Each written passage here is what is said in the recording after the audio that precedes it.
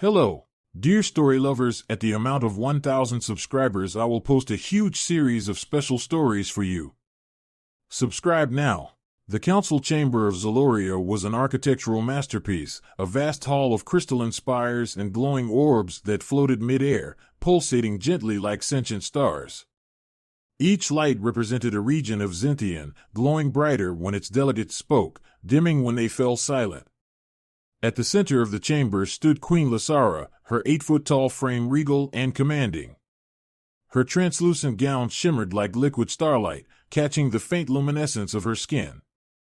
Earth's delegation, dwarfed by their surroundings and the towering Zintians, sat in a semicircle on the obsidian dais. Their leader, Dr. Elliot Reed, was a stark contrast to the other humans present.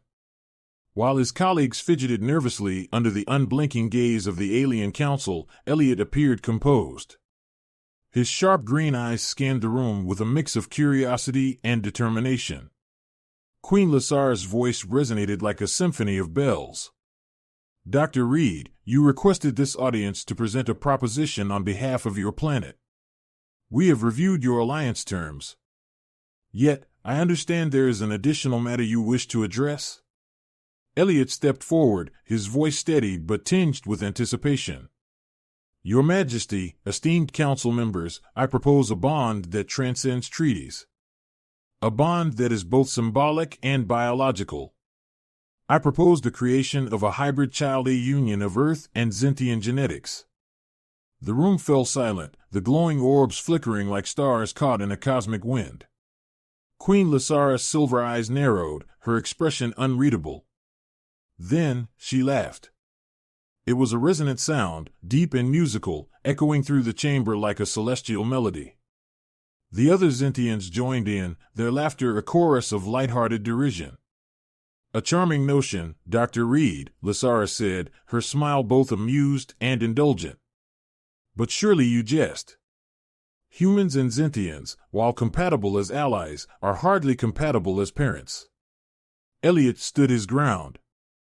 With respect, Your Majesty, our studies indicate otherwise. Earth's most advanced genetic technologies have identified overlapping sequences in our DNA key markers that suggest compatibility. We believe it is possible to create a viable hybrid. Lysara's amusement faded, replaced by intrigue. You believe it is possible? Or you know? Elliot met her gaze. I believe it strongly enough to dedicate myself to proving it. This child would symbolize the union of our species, a living emblem of cooperation and shared destiny. The room erupted into murmurs, the orbs flickering wildly as delegates whispered amongst themselves. Some Zintians shook their heads in disbelief, while others leaned forward, their expressions curious. Dr. Reed, Lysara said, her tone measured. Do you understand the implications of what you propose? Such a union, should it even be feasible, would carry profound consequences for both our worlds.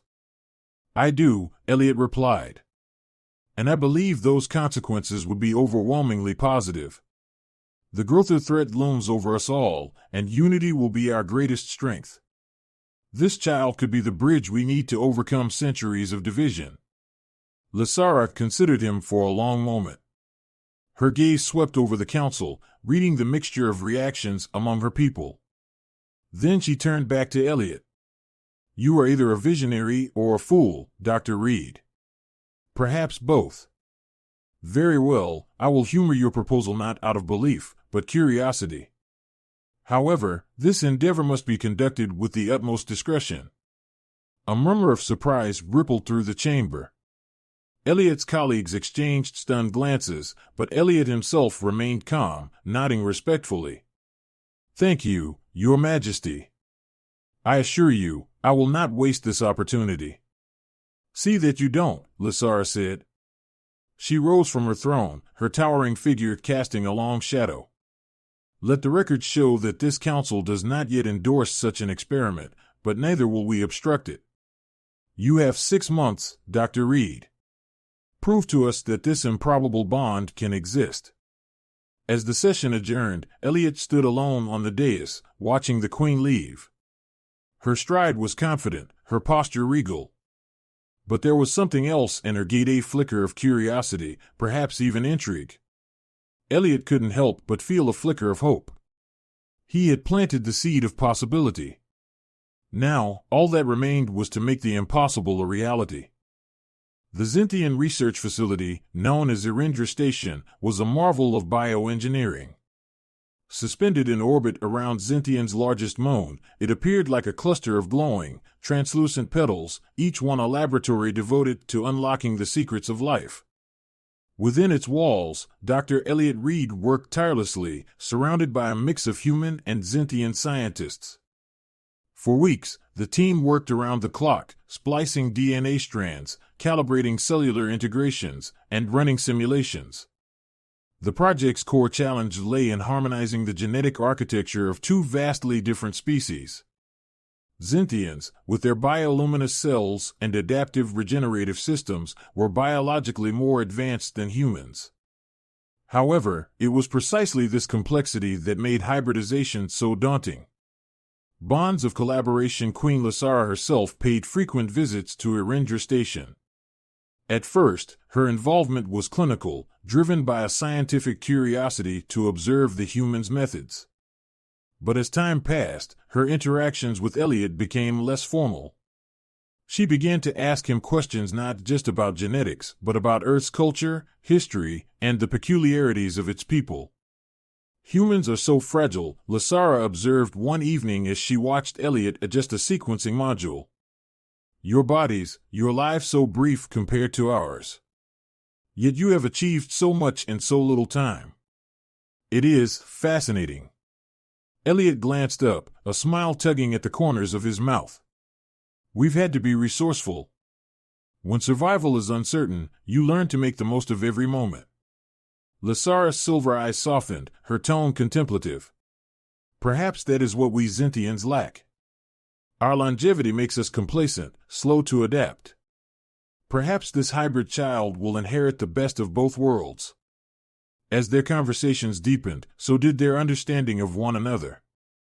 Elliot came to admire Lasara's strength and intellect, while she grew intrigued by his optimism and relentless determination.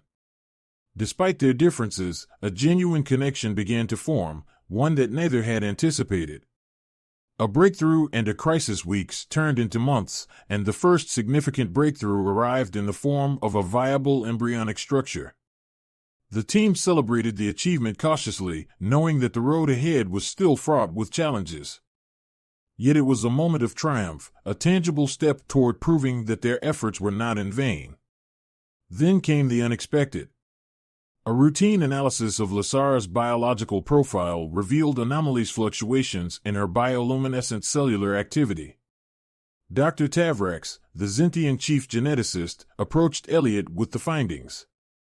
It appears, Tavrax began hesitantly, that Her Majesty's physiology has responded to the experimental environment in a way we did not foresee. Her regenerative matrix has absorbed some of the hybrid cellular data. Elliot's brow furrowed. Are you saying she's been affected by the experiment? Yes. And not just affected, her body has adapted. The hybridization process seems to have taken root. The implications hit Elliot like a thunderbolt. He rushed to Lasara's quarters to explain the situation. When he found her, she was seated by a panoramic window, gazing at the twin moons of Zintian. Her expression was serene but distant. Your Majesty, Elliot began, his voice tinged with urgency, we need to talk. The experiment. There has been an unexpected development. She turned to him, one elegant brow raised. Unexpected? He hesitated, unsure how to phrase it delicately. Your body has responded to the process. The hybridization, it's no longer theoretical. You're carrying a child. For a long moment, Lasara said nothing. She rose slowly, her towering form casting a long shadow across the room. Her expression shifted from disbelief to something unreadable, a mix of wonder, apprehension, and defiance. This is not what we agreed upon, she said finally, her voice firm but calm. I was to observe, not participate. I know, Elliot said softly. But the process seems to have happened naturally. Your physiology is unlike anything we've studied. It adapted. Her silver eyes bore into him, searching for any sign of deceit. Finding none, she exhaled slowly. And what do you suggest we do now, Dr. Reed? Elliot straightened. We move forward. We monitor your health, ensure the safety of the child, and continue the experiment. If this child is viable, it could be the breakthrough we've been working toward. Lysara turned back to the window, her gaze distant. A child that will carry the weight of two worlds, she murmured. Very well, Dr. Reed. But understand this, if I choose to see this through, it will be on my terms. Elliot nodded. Of course, Your Majesty. New resolve. As the news was confined to the innermost circle of the experiment, Lysara grappled with her new reality. The idea of carrying a child, especially one so unprecedented, was a daunting prospect. Yet, as she observed Elliot's unwavering support and the dedication of the team, a sense of resolve began to take root. This was no longer just an experiment. It was a mission to forge a bridge between two species, to challenge the boundaries of possibility. And Lysara, despite her initial doubts, realized that she was at the heart of it. The alien queen who had once laughed at the notion of such a union now stood on the precipice of a profound transformation, not just of her body, but of her entire worldview. And deep within her, the hybrid child's heartbeat echoed like a promise of a new beginning. News of Queen Lysara's pregnancy broke like a shockwave across the galaxy. Despite the secrecy surrounding the experiment, an anonymous source leaked the information to the media networks of both Zintian and Earth. Within hours, the story dominated every Hollywood screen and news feed, sparking a cascade of reactions that neither Lysara nor Elliot could have foreseen. The backlash on Zintian, the council chamber erupted in chaos. Traditionalists accused Lysara of defiling their lineage, claiming that the child would weaken the purity of their race. Protesters gathered in the capital, their bioluminescent placards glowing with slogans like "Preserve Zintian blood" and "No hybrids, no future." Meanwhile, others, particularly among the younger generation, celebrated the Queen's decision as bold and forward-thinking. Earth was no less divided. While some hailed the hybrid child as a symbol of intergalactic unity, others called it a dangerous gamble. Political leaders scrambled to contain the fallout, with some even suggesting that Elliot's involvement bordered on treason. Conspiracy theories flourished, claims that the child was a secret weapon, a bid for Zintian dominance, or worse, a harbinger of an alien takeover. For Lysara and Elliot, the pressure was unrelenting. Every movement they made, every word they spoke, was dissected and analyzed by billions. Paparazzi ships hovered near Irindra Station, their cameras flashing like distant stars. Confronting the council faced with a storm of opposition, Lysara summoned the Zintian High Council for an emergency session. The Grand Chamber was packed with delegates, their glowing robes flickering in agitation. As she entered, the room fell silent, all eyes fixed on the towering queen. Lysara ascended to her throne, her posture regal and unyielding. Esteemed members of the council, she began, her voice resonating with authority, I stand before you not to apologize, but to reaffirm my decision. Gasps rippled through the chamber. One of the council elders, Lord Vyrek, rose to his feet. His aged frame trembled with indignation. Your Majesty, he said, his voice quivering, you risk the stability of our people for what? A scientific curiosity? An experiment? Lysara's silver eyes blazed. It is not an experiment, Lord Vyrek. It is evolution. This child represents a union that transcends our divisions, a bridge between Zintian and human. We have always prided ourselves on our adaptability. Why then, do we falter when presented with the chance to embrace change? Another counselor, Lady Myrina, leaned forward. Her voice was calm but pointed. And if this child is rejected? If it is seen as a threat by both our people and the humans? Have you considered the burden this being will bear? Lysara met her gaze steadily. I have. And I will bear that burden alongside my child. Together, we will prove that this union is not a threat, but a beacon of hope. The chamber fell silent again, her words hanging in the air like a challenge. Elliot's defense. Meanwhile, on Earth, Elliot found himself before a panel of government officials. The sterile conference room was a far cry from the luminous halls of Zintian. As cameras broadcast the proceedings live, the lead official, Senator Maria Caldwell, addressed him with thinly veiled hostility. Dr. Reed, do you deny that your actions have jeopardized Earth's diplomatic standing with Zintian? She demanded. Elliot held his ground, his voice firm. I deny that this project jeopardizes anything. In fact, it strengthens our alliance. This child is living proof that humanity and Zintians can achieve something extraordinary together. Another senator interjected. Extraordinary? Or reckless? What happens if this hybrid is biologically unstable? Have you considered the risks? I have, Elliot replied. And those risks are worth taking. This child isn't just a biological breakthrough, it's a symbol. Symbols have the power to unite people, to inspire progress. Isn't that what we need in the face of the growth threat? The room buzzed with murmurs. Caldwell leaned forward, her expression skeptical. You speak of unity, Dr. Reed. But so far, all this experiment has achieved is division.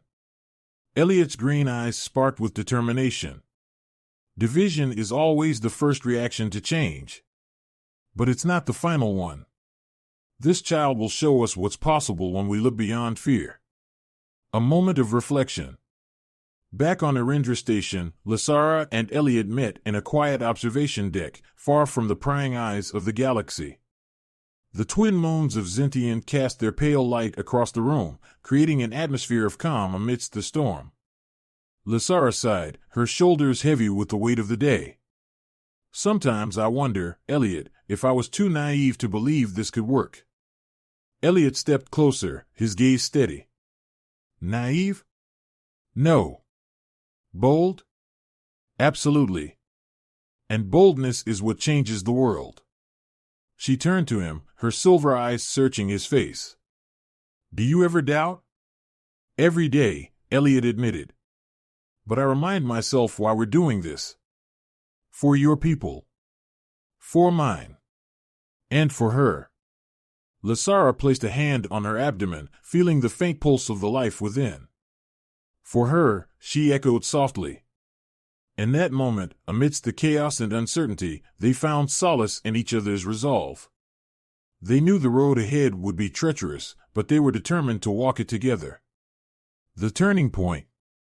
As the galaxy debated, a new development emerged, a coalition of human and Zintian scientists, inspired by the hybrid project, proposed a series of cooperative ventures to address common threats like the Growther fleet. Slowly, the tide began to turn.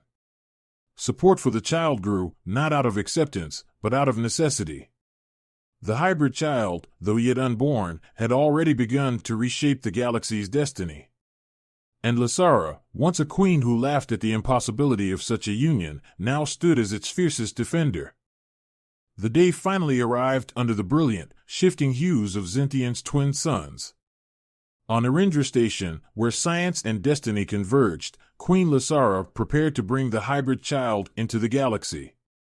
The sterile birthing chamber was a marvel of both Zintian and human engineering, with walls that pulsed faintly, responding to the Queen's vital signs. Scientists, diplomats, and medical experts from both worlds stood by in anticipation, their expressions a mixture of awe and apprehension. Outside, the galaxy waited with bated breath. Across Zintian cities, holographic billboards streamed live updates, while Earth's media transmitted every development back home. Billions of eyes were focused on the alien queen, who was about to make history. The delivery Lasara lay on a levitating medical platform, her glowing skin pulsating in time with the rhythmic hum of the machines. Elliot stood by her side, his hand resting lightly on hers. The connection they had forged over the months had grown unspoken, but undeniable. Despite the vast gulf between their worlds, they had become partners in this extraordinary journey. "Are you ready?" Elliot asked, his voice steady despite the tension in the room. Lysara turned her silver eyes toward him, a rare flicker of vulnerability crossing her features. "I do not know if one can ever truly be ready for something of this magnitude. But I am resolute." The Zintian medical team initiated the delivery process, using bioluminescent tools that seemed more alive than mechanical. Lysara's body, advanced beyond human comprehension, handled the process with grace. But as the final moments approached, tension filled the room.